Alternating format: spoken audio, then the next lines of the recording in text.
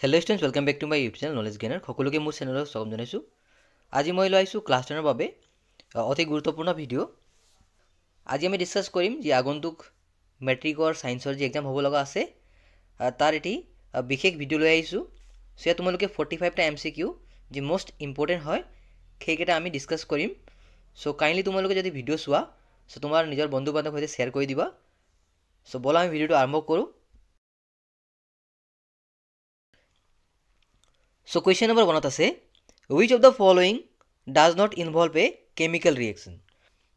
নিম্নলিখিত কোনটোত ৰাসায়নিক প্ৰতিক্ৰিয়া জড়িত নহয়? সো ইয়াত চাৰিটা অপশ্যন দিয়া আছে। সো তোমালোকে জানাই চাগে কেমিকেল ৰিয়েকশ্যন মানে কি হয়, যেতিয়া আমি কোনো এটা বস্তু দুনাই পাব নোৱাৰোঁ বা নতুন বস্তু উদ্ভাৱন হয়, গতিকে সেইটো হ'ল কেমিকেল ৰিয়েকশ্যন। সো এই চাৰিটা অপশ্যনৰ ভিতৰত এই কুৱেশ্যনৰ কাৰেক্ট এনচাৰটো হৈ যাব অপশ্যন এ, অৰ্থাৎ melting of candle wax on heating, মানে মোমবাতিৰ মোম গলিবলৈ ধৰিলে। কাৰণ এইটো কি হয়, মোমবাতিৰ পৰা ছলিডৰ পৰা লিকুইড ষ্টেটলৈ মানে কি হৈছে চেঞ্জ হৈছে। এইটো কাৰণ এইটো মাত্ৰ তোমালোকৰ ফিজিকেল ষ্টেট চেঞ্জ হৈছে, গতিকে আমি ফিজিকেল ষ্টেট চেঞ্জ হ'লে তাক ৰাসায়নিক পৰিৱৰ্তন বুলি নকওঁ। চ' নতুন এটা বস্তু উদ্ভাৱন হ'ব লাগিব, তেতিয়া আমি তাক ৰাসায়নিক পৰিৱৰ্তন বুলি গণ্য কৰোঁ, হয় নহয়? গতিকে সেইমতে এই চাৰিটা অপশ্যনৰ ভিতৰত option A is the right answer, মনত ৰাখিবা।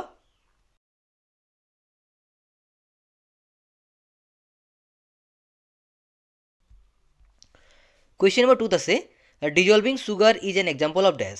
গতিকে চেনি গুলিবলৈ দিয়া এইটো কেনেধৰণৰ উদাহৰণ বুলি সুধিছে। চ' চাৰিটা অপশ্যন দিয়া আছে, যেনে redox reaction, chemical change, physical change, আৰু অপশ্যন ডিত আছে নন অফ দ্য এবভ। গতিকে এই কুৱেশ্যনৰ কাৰেক্ট এনচাৰটো হৈ যাব অপশ্যন চি, অৰ্থাৎ ফিজিকেল চেঞ্জ মানে ভৌতিক পৰিৱৰ্তন, মনত ৰাখিবা। কাৰণ ইয়াতো কোনো এটা নতুন ছাবষ্টেঞ্চৰ ফৰ্ম হোৱা নাই, গতিকে এইটো ফিজিকেল চেঞ্জ হ'ব, মনত ৰাখিবা।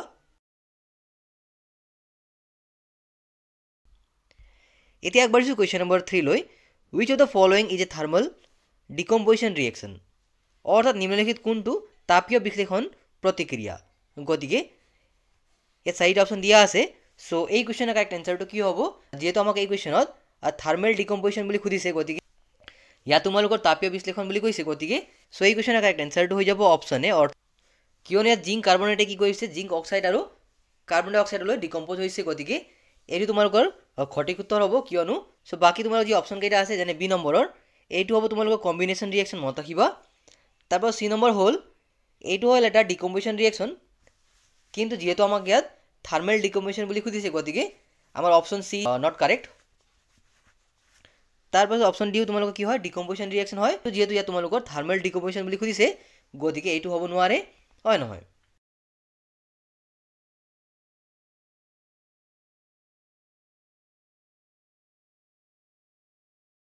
কুৱেশ্যন নম্বৰ 4 আছে a substance added to food containing fats and oil is called dash. তেল আৰু চৰ্বি থকা খাদ্যত যি পদাৰ্থ যোগ কৰা হয় তাক কি বুলি কোৱা হয়? চ' ইয়াত চাৰিটা অপশ্যন দিয়া আছে, যেনে কুলেণ্ট, এণ্টি অক্সিডেণ্ট, ৰেনচিড, আৰু অপশ্যন ডিত আছে অক্সিডেণ্ট। গতিকে এই কুৱেশ্যনৰ কাৰেক্ট এনচাৰটো হৈ যাব অপশ্যন বি, অৰ্থাৎ এণ্টি অক্সিডেণ্ট, মনত ৰাখিবা। এতিয়া এণ্টি অক্সিডেণ্ট মানে কি হয়, যিয়ে কি কৰে ফেটছ আৰু অইল যি থাকে তাক অক্সিডাইজিং হোৱাৰ পৰা ৰক্ষা কৰে, হয় নহয়?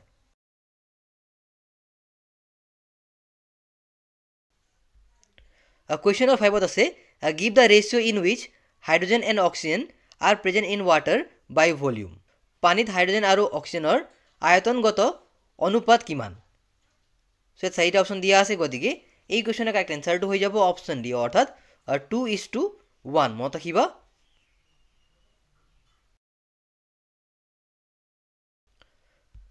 কুৱেশ্যন নম্বৰ 6 আছে wish among the following is not এ বেছ, অৰ্থাৎ নিম্নলিখিত কোনটো ক্ষাৰ নহয়?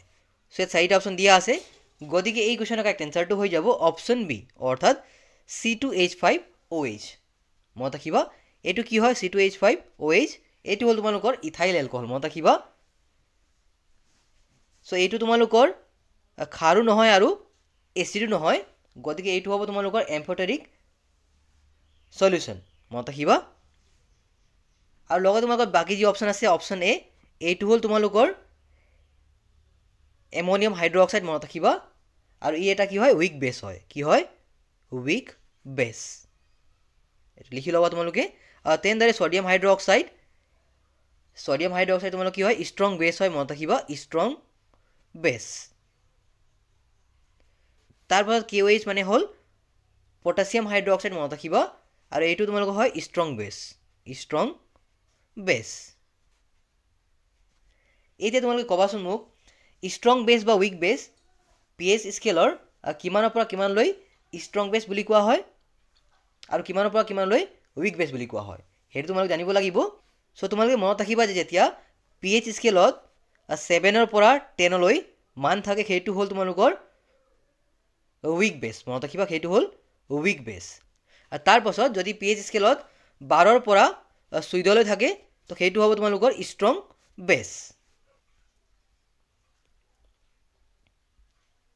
Question number 7 আছে which of the following salts does not contain water of crystallization অৰ্থাৎ নিম্নলিখিত কোনটো লৱণত স্ফটিকৰণ পানী নাথাকে সো চাৰিটা অপচন দিয়া আছে যেনে জিপসাম ওয়াশিং সোডা ব্লু ভিট্ৰল আৰু বেকিং সোডা গতিকে এই কোৱেশ্যনৰ কাৰেক্ট এনসাৰটো হৈ যাব অপচন ডি অৰ্থাৎ বেকিং সোডা মনত ৰাখিবা এতিয়া এই কোৱেশ্যনত তোমালোকে এটা কথা ৰিলেট কৰিবা কেতিয়াবা তোমালোকক এইবোৰ কোৱেশ্যনৰ যি কমন নেম বা ধৰা কেমিকেল নেম আৰু কেমিকেল ফৰ্মুলা আহিব পাৰে গতিকে বেকিং সোডাৰ কেমিকেল নেম হ'ল সোডিয়াম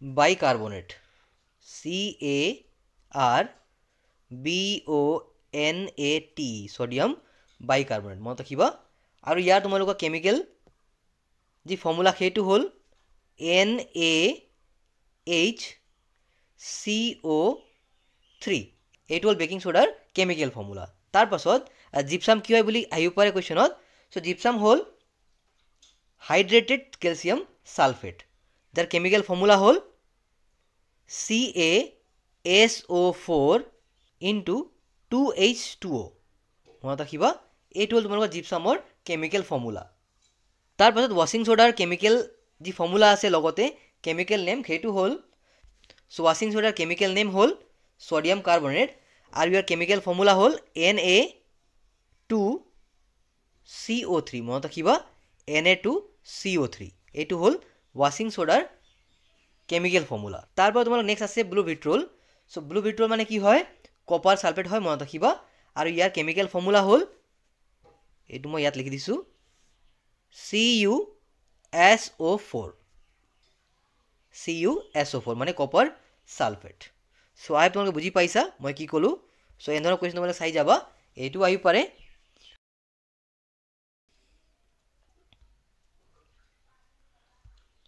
Question number 8 আছে what happens when a solution of an acid is mixed with a solution of a base in a test tube এটা test টিউবত এটা অম্ল আৰু এটা ক্ষাৰৰ মিশ্ৰণ কৰিলে কি হয় সো অপচন কে দিয়া আছে যে the temperature of the solution increases মানে দ্ৰাৱণৰ তাপমাত্ৰা বৃদ্ধি পায় তাৰপাছত temperature of the solution decreases মানে দ্ৰাৱণৰ তাপমাত্ৰা হ্ৰাস পায় temperature of the solution remains the same মানে দ্ৰাৱণৰ তাপমাত্ৰা একে থাকে আৰু অপচন 4 আছে salt formation takes place মানে লৱণ গঠিত হয় গতিকে এই কোৱেশ্যনৰ কাৰেক্ট এনসাৰটো হৈ যাব এটা হ'ব ইনক্ৰিজেস হ'ব আৰু আনটো হ'ব salt formation takes place মনত ৰাখিবা that means option C is the right answer 1 আৰু 4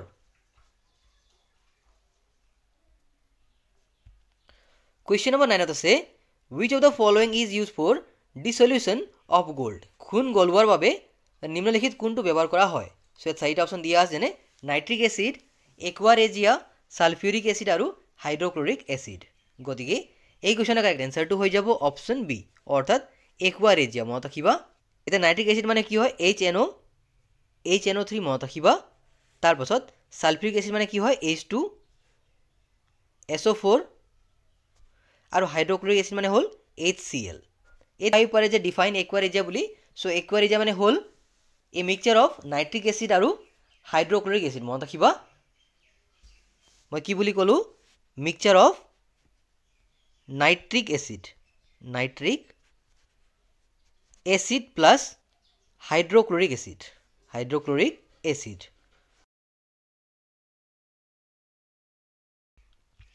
Question number 10 আছে which one of the following metal does not react with cold as well as hot water নিম্নলিখিত কোনটো ধাতুৱে ঠাণ্ডা আৰু গৰম পানীৰ সৈতে বিক্ৰিয়া নকৰে সো চাৰিটা অপচন দিয়া আছে গতিকে এই কোৱেশ্যনৰ কাৰেক্ট এনসাৰটো হৈ যাব অপচন এ অৰ্থাৎ আইৰণ বা লু মনত ৰাখিবা কিয়নো আইৰণ লেছ ৰিয়েক্টিভ হয় as compare to magnesium sodium আৰু কেলছিয়াম হয় নহয় সো ইয়াত তোমালোকৰ যি অপশ্যন আছে ছডিয়াম আৰু কেলছিয়াম ইহঁত কি হয় হাইলি ৰিয়েক্টিভ হয় সো আইৰণে কি কৰে যেতিয়া ষ্টিম মানে হাই হিটতে ইহঁতে ৰিয়েক্ট কৰিব পাৰে কিন্তু ঠাণ্ডা বা গৰম পানীত ইহঁতে ৰিয়েক্ট কৰিব নোৱাৰে মনত ৰাখিবা কুৱেশ্যন নম্বৰ 11 আছে which among the following alloys contain mercury as one of its constituents অৰ্থাৎ নিম্নলিখিত কোনটো সংমিশ্ৰণত পাৰা থাকে সে চাৰিটা অপশ্যন দিয়া আছে গতিকে এই কুৱেশ্যনৰ কাৰেক্ট এনসাৰটো হৈ যাব অপশ্যন এ অৰ্থাৎ জিংক এমালগাম মনত ৰাখিবা সো এতিয়া তোমালোকৰ যি বাকী অপশ্যন কেইটা আছে ইহঁতৰ এলয়ছ কি হয় বুলি আহিব পাৰে সো শোল্ডাৰৰ এলয় কি হয় টিন আৰু লিড মনত ৰাখিবা টিন এণ্ড লিড LEAD মানে টিন আৰু লিডৰ মিক্সচাৰ হ'ল শোল্ডাৰ তাৰপাছত এলনিকো হ'ল এন এলয় অফ এলুমিনিয়াম মই AL লিখিছোঁ নিকেল আৰু কোবাল্ট মনত ৰাখিবা হয় নহয় এইটো হ'ল এলনিকোৰ এলয়ছ এলুমিনিয়াম নিকেল আৰু কোবাল্ট তাৰপাছত ষ্টেইনলেছ ষ্টিল এইটো কাৰ এলয় বুলি সুধিব পাৰে সো ইয়াৰ এনসাৰ হ'ব আইৰণ ক্ৰোমিয়াম আৰু নিকেল মনত ৰাখিবা NiCKEL নিকেল সো এইকেইটা হ'ল ষ্টেইনলেছ ষ্টিলৰ এলয়ছ সো আই হোপ তোমালোকে বুজি পাইছা মই কি ক'লোঁ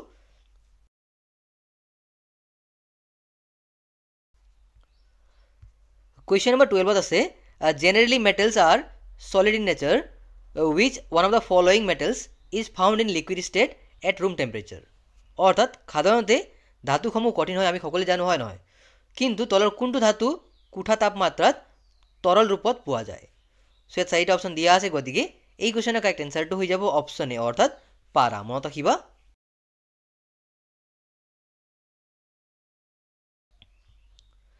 এতিয়া আগবাঢ়িছোঁ কুৱেশ্যন নম্বৰ 13 লৈ which of the following oxides of iron would be obtained on a prolonged reaction of iron with steam so ইয়াত চাৰিটা অপশ্যন দিয়া আছে গতিকে এই কুৱেশ্যনৰ কাৰেক্ট এনসাৰটো হৈ যাব অপশ্যন ডি অৰ্থাৎ Fe3O4 কি বুলি কোৱা হয় মেগনেটাইট মনত ৰাখিবা কি হয় মেগনেটাইট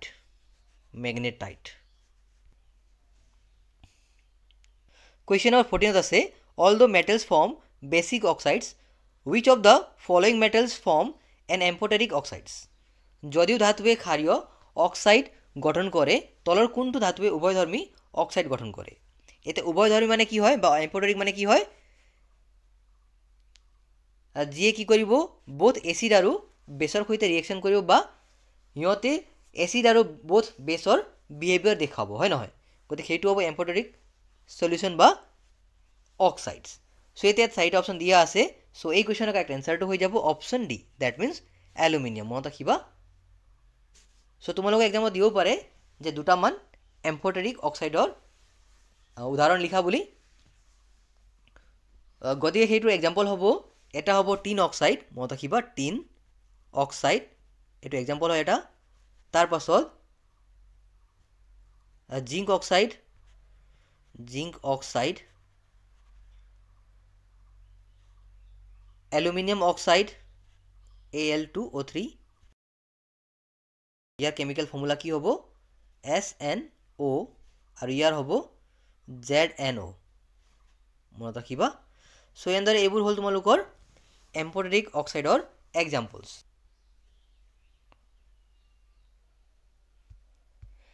কুৱেশ্যন নম্বৰ 15 আছে pentane has the molecular formula C5H12 it has dash অৰ্থাৎ পেণ্টেনৰ আণৱিক সূত্ৰ C5H12 ইয়াত কিমান সংযোজিত বন্ধন থাকে মানে কিমানটা কোভেলেণ্ট বন্ড আছে বুলি সুধিছে সো ইয়াত চাৰিটা অপশ্যন দিয়া আছে গতিকে এই কুৱেশ্যনৰ কাৰেক্ট এনসাৰটো হৈ যাব অপশ্যন এ অৰ্থাৎ 16 কোভেলেণ্ট বন্ড মনত ৰাখিবা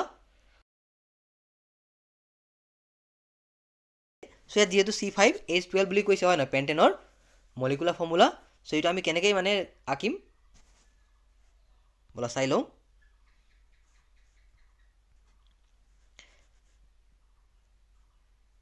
1 2 3 4 5 সো 5টা কাৰ্বন হৈ গ'ল এতিয়া 12টা হাইড্ৰোজেন বুলি কৈছে গতিকে 1 2 3 4 5 6 7 8 9 10 11 আৰু ইয়াত এটা 12 ইয়াত হ'ব H H H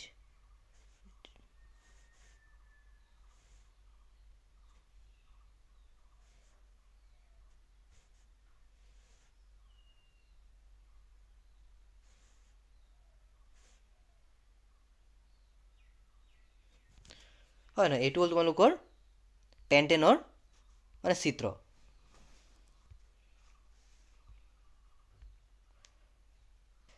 এতিয়া আগবাঢ়িছো কোৱেশ্চন নম্বৰ 16 লৈ দিয়া আছে যে the first member of the alkyne homologous series is dash অৰ্থাৎ alkyne সমশ্ৰেণীৰ প্ৰথম সদস্য কোনটো সো চাৰিটা অপচন দিয়া আছে গতিকে এই কোৱেশ্চনৰ কাৰেক্ট এনসাৰটো হৈ যাব অপচন বি অৰ্থাৎ ইথাইন মনত ৰাখিবা সো এই মিথেন হ'ল তোমালোকৰ এলকেনৰ প্ৰথম মেম্বাৰ মনত ৰাখিবা প্ৰথম সদস্য এইটো হ'ল এলকেনৰ এলকেন আৰু এই যে ইথিন আছে এইটো হ'ল তোমালোকৰ এলকিনৰ প্ৰথম সদস্য এলকিনৰ প্ৰথম সদস্য মনত ৰাখিবা এতিয়া আগবাঢ়িছো কোৱেশ্চন নম্বৰ 17 লৈ দিয়া আছে যে which of the following is ethanol নিম্নলিখিত কোনটো ইথানল হয় বুলি সুধিছে সো চাৰিটা অপচন দিয়া আছে গতিকে এই কোৱেশ্চনৰ কাৰেক্ট এনসাৰটো হৈ যাব অপচন ডি মনত ৰাখিবা তো এতিয়া তোমালোকৰ যি বাকি অপচন কেইটা আছে হিহঁতৰ নামবোৰ হ'ল যেনে CH3CHO মানে কি হয় এইটো হৈ গ'ল তোমালোকৰ এসিড এলডিহাইড মনত ৰাখিবা এসিড এলডিহাইড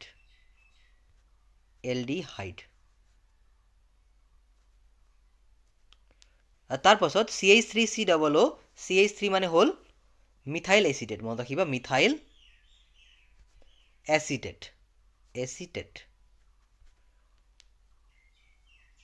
আৰু তাৰ পাছত CH3COOH মানে হ'ল এসিটিক এসিড কি হয় এসিটিক এসিড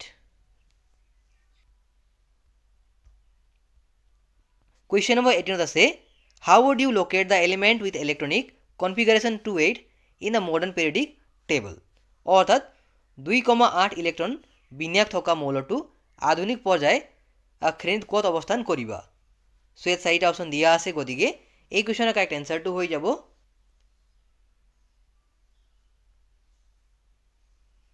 অপচন ডি অৰ্থাৎ গ্ৰুপ 18 মনত ৰাখিবা এতিয়া 2,8 মানে কিমান হয় 10 হয় গতিকে এইটো হ'ল নিয়ন সো এতিয়া তোমালোকৰ যি বাকি অপচন কেইটা আছে অপচন এ যেনে গ্ৰুপ 10 সো গ্ৰুপ 10 মানে হ'ল ডি ব্লক ট্ৰানজিশন মেটেলছ মনত ৰাখিবা যেনে নিকেল হয় নহয় তাৰ পাছত তোমালোকৰ প্লেটিনাম বা পেলেডিয়াম এইবোৰ থাকিব গ্ৰুপ 10ত তাৰ পাছত গ্ৰুপ 2 থাকিব তোমালোকৰ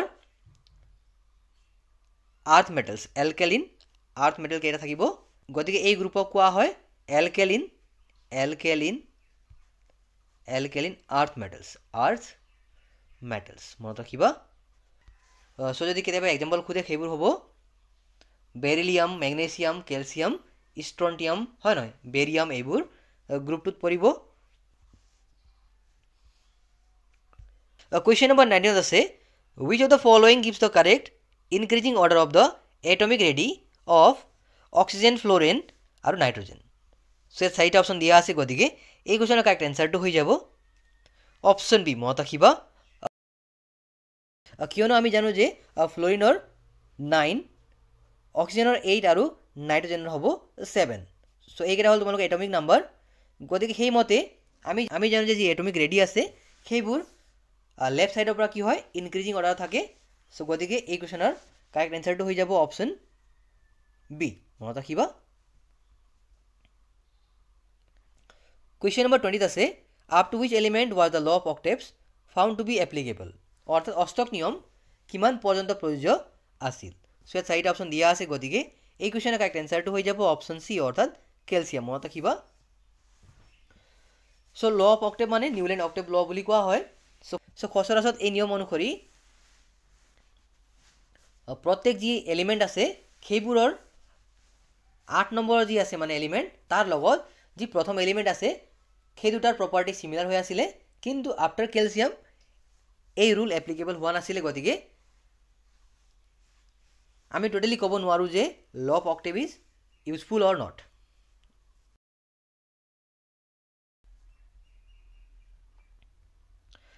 কুৱেশ্যন নম্বৰ 21 আছে which one of the following elements exhibit the maximum number of valence electrons? নিম্নলিখিত কোনটো মৌলত আটাইতকৈ বেছি বাহ্যিক ইলেক্ট্ৰন বা ভ্যালেন্স ইলেক্ট্ৰনছ থাকে? সো ইয়াত চাৰিটা অপশ্যন দিয়া আছে। সো আমি ভ্যালেন্স ইলেক্ট্ৰন গম পাব হ'লে আমি কি জানিব লাগিব? সিহঁতৰ এটমিক নাম্বাৰ জানিব লাগিব। গতিকে ফসফৰাছ আমি তাৰ ইলেক্ট্ৰনিক কনফিগাৰেশ্যন কেনেকৈ লিখোঁ 2,8,5। গতিকে ইয়াৰ আউটাৰ মোষ্ট চেলত কিমানটা এটমছ আছে? 5টা, হয় নহয়? গতিকে ইয়াৰ ভ্যালেন্স ইলেক্ট্ৰনছ হ'ল 5। তেনেদৰে এলুমিনিয়ামৰ কি হ'ব? 2,8,3, হয় নহয়? গতিকে ইয়াৰ হ'ব 3 ভ্যালেন্স ইলেক্ট্ৰনছ। তেনেদৰে সিলিকনৰ হ'ব 2,8,4 আৰু সোডিয়ামৰ হ'ব 2,8,1। গতিকে ইয়াত আমাক কি কৈছে? Maximum number of valence electron খুজিছে। গতিকে option A is the right answer.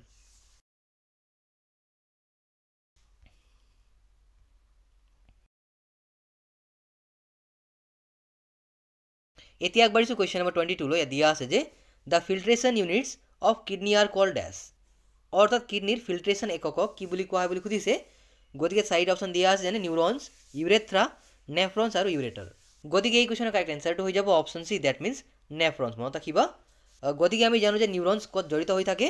Nervous ছিষ্টেমত। গতিকে এইটো ইয়াৰ লগত কিডনিৰ কোনো ৰিলেশ্যন নাই, হয় নহয়? তাৰপৰা নেক্সট হ'ল ইউৰেথ্ৰা। চ' ইয়াৰ কাম কি হয় তোমালোক জানাই চাগে। আমাৰ মানে শৰীৰত যি ইউৰিন আছে মানে পেচাব, সেইটো মানে কেৰিড আউট কৰি বাহিৰলৈ লৈ যায়, সেইটো কাম কৰে ইউৰেথ্ৰাই। গতিকে ইয়াত তোমালোকৰ ফিল্ট্ৰেশ্যনৰ কাম কৰা ইউৰেথাৰৰ ৰোল নাই, হয় নহয়? দেন নেক্সট আছে ইউৰেটাৰ। চ' ইউৰেটাৰৰ কাম হ'ল সিহঁতে দেখাত টিউব লাইক ষ্ট্ৰাকচাৰ থাকে। চ' সিহঁতে কিডনিৰ পৰা ইউৰিনটো কেৰি কৰি ব্লাডৰলৈকে লৈ যায়। গতিকে এইটো কাম কৰে ইউৰেটাৰে। চ' এই কুৱেশ্যনৰ কাৰেক্ট এনচাৰটো হৈ যাব অপশ্যন সি, সেইমতে। আগবাঢ়িছোঁ কুৱেশ্যন নম্বৰ 23 লৈ। Part of the alimentary canal receives bile from the liver, মানে পাচন তন্ত্ৰৰ কোনটো অংশ লিভাৰৰ পৰা পিত্ত লাভ কৰে? চ' ইয়াত চাৰিটা অপশ্যন দিয়া আছে। গতিকে এই কুৱেশ্যনৰ কাৰেক্ট এনচাৰটো হৈ যাব option D, that means small intestine. মনত ৰাখিবা। কুৱেশ্যন নম্বৰ 24 আছে name a circulatory fluid in the human body other than blood, অৰ্থাৎ মানুহৰ শৰীৰত ৰক্তৰ উপৰিও আনটো পৰিবাহী পদাৰ্থৰ নাম দিয়া। গতিকে চাৰিটা অপশ্যন দিয়া আছে। চ' এই কুৱেশ্যনৰ কাৰেক্ট এনচাৰটো হৈ যাব option B, that means lymph. মনত ৰাখিবা।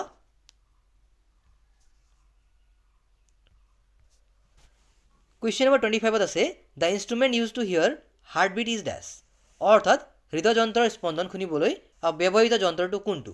চ' চাৰিটা অপশ্যন দিয়া আছে, যেনে হাৰ্ট মিটাৰ, ষ্টেথোস্কোপ, স্পাইগমোমেনোমিটাৰ আৰু ইলেক্ট্ৰ'কাৰ্ডিঅ'গ্ৰাফ, যাক ECG বুলি কোৱা হয় শ্বৰ্টত, ECG, হয় নহয়? গতিকে এই কুৱেশ্যনৰ কাৰেক্ট এনচাৰটো হৈ যাব অপশ্যন বি, অৰ্থাৎ ষ্টেথোস্কোপ। মনত ৰাখিবা। তাৰপৰা তোমালোকৰ যি বাকী অপশ্যনকেইটা দিয়া আছে, যেনে স্পাইগমোমেনোমিটাৰ। চ' ইয়াৰ কাম হ'ল টু মেজাৰ ব্লাড প্ৰেছাৰ। মনত ৰাখিবা। BP মানে মেজাৰ কৰিবলৈ এই মেচিনক ইউজ কৰা হয়। তাৰপৰা নেক্সট আছে ইলেক্ট্ৰ'কাৰ্ডিঅ'গ্ৰাফ বা ECG। চ' ইয়াৰ কাম হ'ল আমাৰ হাৰ্টৰ যি ইলেক্ট্ৰিক মানে যি এক্টিভিটি আছে সেইবোৰ মেজাৰ কৰে। চ' চাউণ্ড হিয়াৰ কৰা বেলেগ আছে আৰু ইলেক্ট্ৰিক মানে যি এক্টিভিটি আছে সেইটো মেজাৰ কৰা বেলেগ আছে। মনত ৰাখিবা, তোমালোকে কনফিউজ নহ'বা। কুৱেশ্যন নম্বৰ 26 আছে which of the following is not associated with the growth of plants, অৰ্থাৎ নিম্নলিখিত কোনটো উদ্ভিদৰ বৃদ্ধিৰ সৈতে জড়িত নহয়? চ' ইয়াত চাৰিটা অপশ্যন দিয়া আছে। গতিকে এই কুৱেশ্যনৰ কাৰেক্ট এনচাৰটো হৈ যাব অপশ্যন বি, অৰ্থাৎ এপচিচিক এচিড। মনত ৰাখিবা। ই কি কৰে? গতিকে ই কি কৰিব? ই প্লাণ্টৰ গ্ৰোথত বাধা দিব। মনত ৰাখিবা। তাৰপৰা তোমালোক যি বাকী অপশ্যনকেইটা আছে, যেনে চাইটোকাইনিন। চাইটোকাইনে কি কৰে? সিহঁতে সেল ডিভিজনত প্ৰমোট কৰে। মনত ৰাখিবা। তাৰপৰা জিবাইলৰ কাম হ'ল কাণ্ডবোৰক ইলংগেশ্যন কৰা, মানে বৃদ্ধি কৰা, হয় নহয়? তাৰপাছত অক্সিজেনৰ কাম কিবা বুলি সুধিলে এই এপচিচিক এচিডৰ ওলোটা হ'ব, কাৰণ ই গ্ৰোথক প্ৰমোট কৰিব। মনত ৰাখিবা। তাৰপাছত আগবাঢ়িছোঁ কুৱেশ্যন নম্বৰ 27 লৈ। দিয়া আছে যে which gland secretes the growth hormone, অৰ্থাৎ কোনটো গ্ৰন্থিয়ে বৃদ্ধি হৰমন নিঃসৰণ কৰে? চ' ইয়াত চাৰিটা অপশ্যন দিয়া আছে। গতিকে এই কুৱেশ্যনৰ কাৰেক্ট এনচাৰটো হৈ যাব option C, that means pituitary gland. মনত ৰাখিবা। তাৰপৰা তোমালোকৰ যি বাকী অপশ্যনকেইটা আছে, যেনে এড্ৰিনেল গ্লেণ্ড, ই তোমালোক কি নিঃসৰণ কৰিব? ই এড্ৰিনেল হৰমন নিঃসৰণ কৰিব। মনত ৰাখিবা। তাৰপাছত নেক্সট আছে হাইপোথেলেমাছ, ই তোমালোকৰ পিটুইটাৰী গ্লেণ্ডক কণ্ট্ৰল কৰে। মনত ৰাখিবা।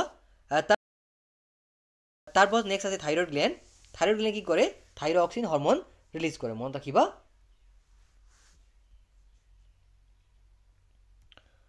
কুৱেশ্যন নম্বৰ 28 আছে the gap between two neuron is called dash, অৰ্থাৎ দুটা নিউৰনৰ মাজৰ খালী ঠাই কি বুলি কোৱা হয় বুলি সুধিছে। চ' ইয়াত চাৰিটা অপশ্যন দিয়া আছে, গতিকে এই কুৱেশ্যনৰ কাৰেক্ট এনচাৰটো হৈ যাব অপশ্যন ডি, অৰ্থাৎ চাইনেপছ। মনত ৰাখিবা। এতিয়া আগবাঢ়িছোঁ কুৱেশ্যন নম্বৰ 29লৈ। দিয়া আছে যে electrical impulse travels in neuron from dash, অৰ্থাৎ এটা নিউৰনত বৈদ্যুতিক সংকেত কেনেকৈ গতি কৰে। চ' ইয়াত চাৰিটা অপশ্যন দিয়া আছে, গতিকে এই কুৱেশ্যনৰ কাৰেক্ট এনচাৰটো কি হ'ব পাৰে তোমালোকে কাইণ্ডলি ভাবাচোন।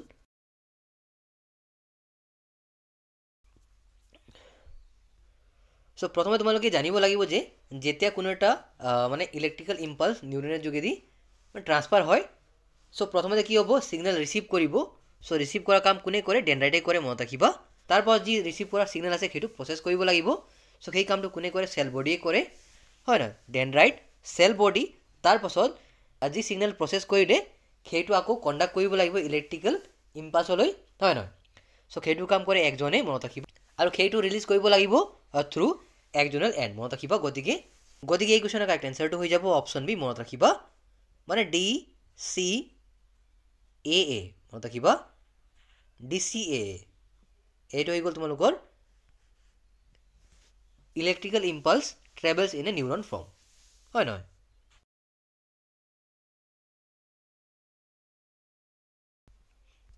কুৱেশ্যন নম্বৰ 30 আছে which of the following is not a ductless gland, অৰ্থাৎ নিম্নলিখিত কোনটো গ্ৰন্থি নলীবিহীন নহয়। চ' ইয়াত চাৰিটা অপশ্যন দিয়া আছে, গতিকে এই কুৱেশ্যনৰ কাৰেক্ট এনচাৰটো হৈ যাব option C, that means liver. মনত ৰাখিবা।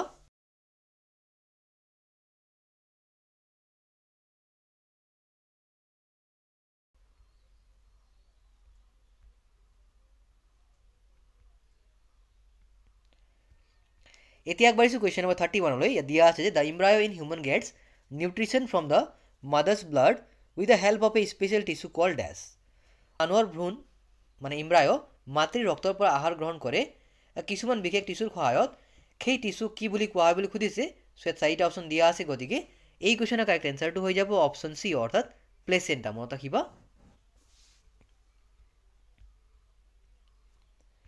এতিয়া আগবাঢ়িছোঁ কুৱেশ্যন নম্বৰ 32লৈ। ইয়াত দিয়া আছে যে the number of pairs of sex chromosome in the zygote of human is dash, অৰ্থাৎ মানুহৰ জাইগটত কিমান যোৰা লিংগ গঠনৰ ক্ৰম'জম থাকে। চ' ইয়াত চাৰিটা অপশ্যন দিয়া আছে, গতিকে এই কুৱেশ্যনৰ কাৰেক্ট এনচাৰটো হৈ যাব অপশ্যন চি, অৰ্থাৎ 1। মনত ৰাখিবা। চ' আমি সকলোৱে জানো যে টোটেল নাম্বাৰ অফ ক্ৰম'জম কিমান থাকে, টোটেল থাকে তোমালোকৰ 46। এতিয়া যদি আমি যোৰা বুলি কওঁ, চ' ইয়াত যোৰা থাকিব 23, হয় নহয়। তাৰপাছত য'ত নেকি তোমালোকৰ মেল মানে পুৰুষৰ থাকে XY আৰু মহিলাৰ থাকে XX, গতিকে ইয়াৰ পৰা ছেক্স ক্ৰম'জম মাত্ৰ এটাই থাকিব আৰু বাকীবোৰ আমি কি কওঁ, অট'জমছ, হয় নহয়। চ' এই কুৱেশ্যনৰ কাৰেক্ট এনচাৰটো হৈ যাব অপশ্যন চি।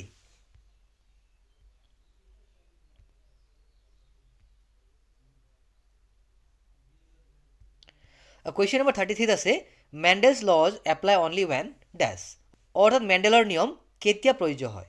চ' ইয়াত চাৰিটা অপশ্যন দিয়া আছে, গতিকে এই কুৱেশ্যনৰ কাৰেক্ট এনচাৰটো হৈ যাব অপশ্যন বি, অৰ্থাৎ পেৰেণ্টছ আৰ পিয়'ৰ ব্ৰিডিং। মনত ৰাখিবা, যেতিয়া মাতৃ পিতৃ বিশুদ্ধ জাতিৰ হয় তেতিয়াই কি হ'ব, মেণ্ডেলৰ নিয়ম প্ৰযোজ্য হ'ব। কুৱেশ্যন নম্বৰ 34 আছে an object at a distance of 30 cm from a concave mirror gets its image at the same point, the focal length of the mirror is ডেছ।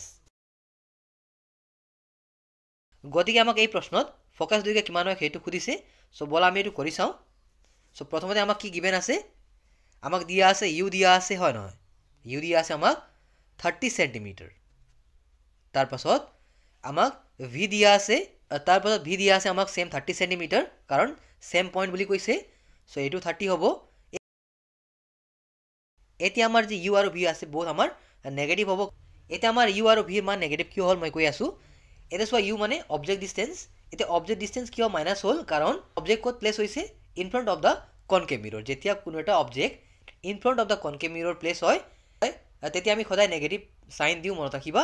আৰু তাৰপাছত আমাৰ যি ইমেজ আছে সেইটো মাইনাছ হ'ল কিয়নো আমাৰ অবজেক্ট আৰু ইমেজ একে লোকেশ্যনত একে জেগাতে ছেম পইণ্টতে কি হ'ব, ফৰ্ম হ'ব। গতিকে এইটো মাইনাছ হ'ব। চ' মনত ৰাখিবা। চ' আমি মিৰৰ ফৰ্মুলা এপ্লাই কৰিম এতিয়া। 1/f equal to 1/u plus 1/v.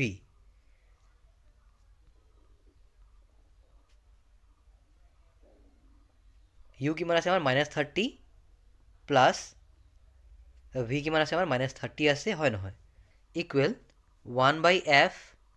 এতিয়া আমি নেক্সট ষ্টেপটো কি কৰিম, এই মাইনাছ কেইটা যি আছে আমি এইটো ওপৰত শিফ্ট কৰি দিম। চ' তেতিয়া আমি মেটচ কৰিবলৈ ইজি হ'ব আমাক। চ' -1/30 প্লাছ -1/30। এতিয়া 1/f ইকুৱেল টু, চ' মাইনাছে মাইনাছে কি হ'ব প্লাছ হৈ যাব। চ' -2 হ'ব ওপৰত আৰু তলত হ'ব 30, যিহেতু ডিনমিনেটৰ ছেম আছে হয় নহয়। চ' 2 30ক 15 বাৰ যাব, ডেট মিনছ ওপৰত থাকিব 1। চ' 1/f ইকুৱেল -1/15, অৰ্থাৎ f ইকুৱেল টু কি হ'ব আমাৰ -15 সেন্টিমিটাৰ।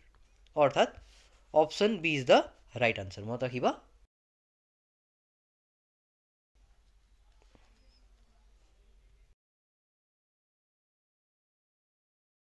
এতিয়া আগবাঢ়িছোঁ কুৱেশ্যন নম্বৰ 35লৈ। ইয়াত দিয়া আছে যে the bluish colour of water in the deep sea is due to dash, অৰ্থাৎ গভীৰ সমুদ্ৰৰ পানীৰ নীলা ৰঙৰ কাৰণ কি হয় বুলি সোধা হৈছে। চ' ইয়াত 4টা অপশ্যন দিয়া আছে, গতিকে এই কুৱেশ্যনৰ কাৰেক্ট এনচাৰটো হৈ যাব option D, that means scattering of light.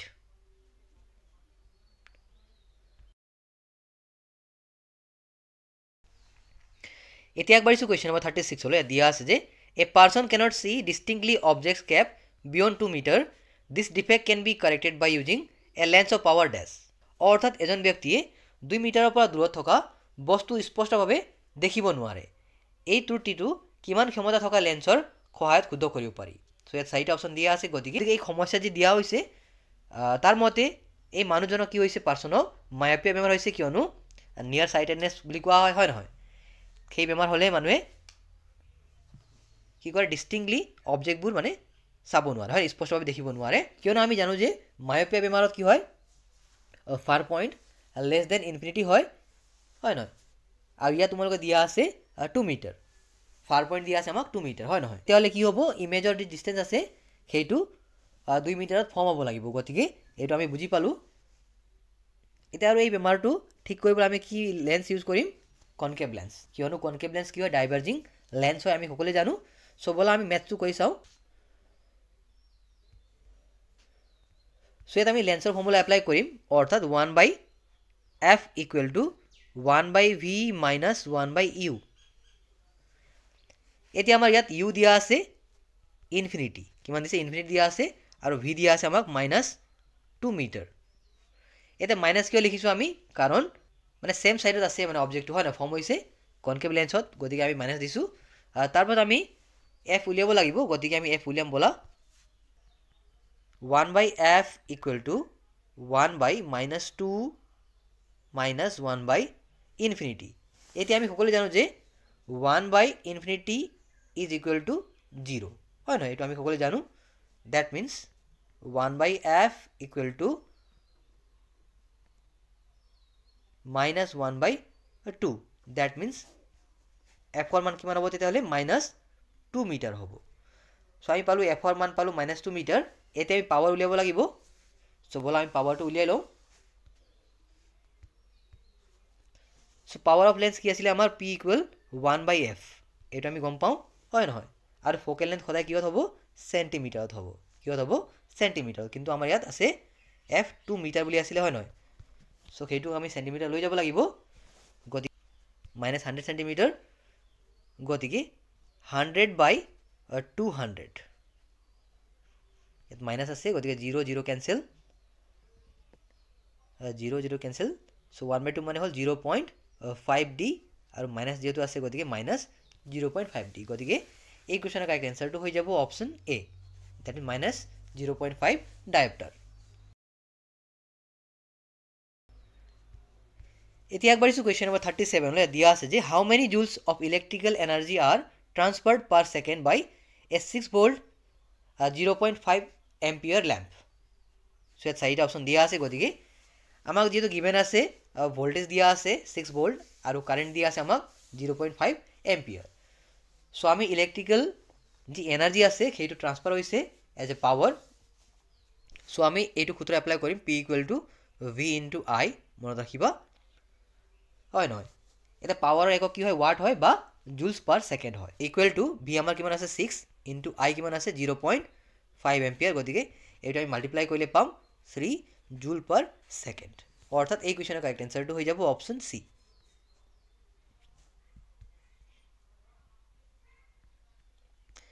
এতিয়া আগবাঢ়িছোঁ কুৱেশ্যন নম্বৰ 38 লৈ দিয়া আছে যে in Fleming's right hand rule direction of induced current is given by dash so ইয়াত চাৰিটা অপশ্যন দিয়া আছে গতিকে এই কুৱেশ্যনৰ কাৰেক্ট এনসাৰটো হৈ যাব option C that means middle finger মানে মধ্যমা আঙুলি মনত ৰাখিবা কুৱেশ্যন নম্বৰ 39 আছে which part of the solar cooker is responsible for the greenhouse effect so ইয়াত চাৰিটা অপশ্যন দিয়া আছে গতিকে এই কুৱেশ্যনৰ কাৰেক্ট এনসাৰটো হৈ যাব option B that means glass sheet মনত ৰাখিবা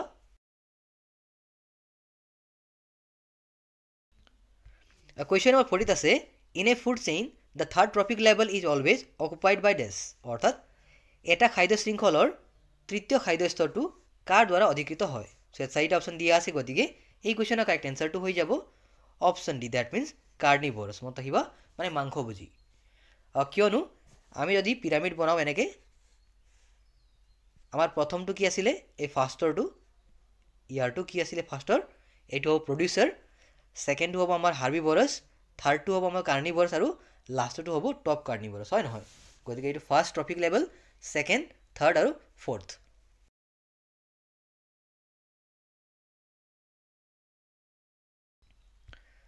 কুৱেশ্যন নম্বৰ 41 আছে pick the right combination of terms which has no fossil fuel অৰ্থাৎ নিম্নলিখিত কোনটো সংমিশ্ৰণত জীৱাশ্ম ইন্ধন ফিউল নাই গতিকে চাৰিটা অপশ্যন দিয়া আছে সো এই কুৱেশ্যনৰ কাৰেক্ট এনসাৰটো হৈ যাব অপশ্যন ডি মনত ৰাখিবা দ্যাট মিন্স উইণ্ড উড আৰু সান সো তোমালোকৰ কুৱেশ্যন নম্বৰ 42 পৰা 45 লৈকে এডজাসন বেস কুৱেশ্যন হয় অৰ্থাৎ উক্তি বেস কুৱেশ্যন হয় সো কাইন্ডলি তোমালোক চাই ল'বা মই এনসাৰবোৰ ডাইৰেক্ট কৈ যাম সো যদি এ থাকে এ হলে কি হ'ব both a and r true হ'ব আৰু r is the correct expression of a হ'ব যদি b হয় both a and r are true but r is not the correct expression of a হ'ব আৰু c হলে যদি c হলে a is true but r is false হ'ব আৰু d হলে a is false but r is true হ'ব এইটো তোমালোকে দিব লাগিব সো বলা আমি 42 নম্বৰ চাওঁ সো ইয়াত এজাৰচন দিয়া আছে যে charcoal is a better fuel than wood for domestic purposes আৰু ৰিজন দিয়া আছে যে charcoal burns without flames and does not produce smoke during burning গতিকে সো এইটো কি হ'ব তোমালোকৰ বোথ ইয়াত এজাৰচনো শুদ্ধ আছে আৰু ৰিজনো কাৰেক্ট হয় আৰু ৰিজন এজাৰচনৰ কাৰেক্ট এক্সপ্লেনেশ্যন হয় গতিকে এইটো অপশ্যন এ হ'ব ইয়াৰ এনসাৰটো হয় নহয় মনত ৰাখিবা আগবাঢ়িছোঁ কুৱেশ্যন নম্বৰ 43 লৈ ইয়াত দিয়া আছে যে ইয়াত এজাৰচন দিয়া আছে যে insulin regulates blood sugar level এইটো ট্ৰু হয় তাৰপৰ ৰিজন দিয়া আছে যে insufficient secretion of insulin will cause diabetes গতিকে এইটো শুদ্ধ হয় দ্যাট মিন্স ইয়াৰ এনসাৰ হ'ব অপশ্যন এ মনত ৰাখিবা তাৰপৰ কুৱেশ্যন নম্বৰ 44 আছে ইয়াত এজাৰচন দিয়া আছে যে bronze is an alloy of copper and tin আৰু ৰিজন দিয়া আছে যে এলয়জ আৰ হেটেৰোজেনাছ মিক্সচাৰ্ছ অফ মেটেলছ উইথ আদাৰ মেটেলছ এণ্ড নন মেটেলছ গতিকে এই এজাৰচনটো ট্ৰু হয় কিন্তু তোমালোকৰ ৰিজন কি হয় পাৰ্চিয়েলি ট্ৰু হয় কিয়নো এলয়জ কেতিয়াও হেটেৰোজেনাছ মিক্সচাৰ নহয় ইহঁতে হোমোজেনাছ মিক্সচাৰ হয় গতিকে এইটো আমি ফলছ বুলি ক'ম হয় নহয় গতিকে এই কুৱেশ্যনৰ কাৰেক্ট এনসাৰটো হৈ যাব option C that means a is true but R is false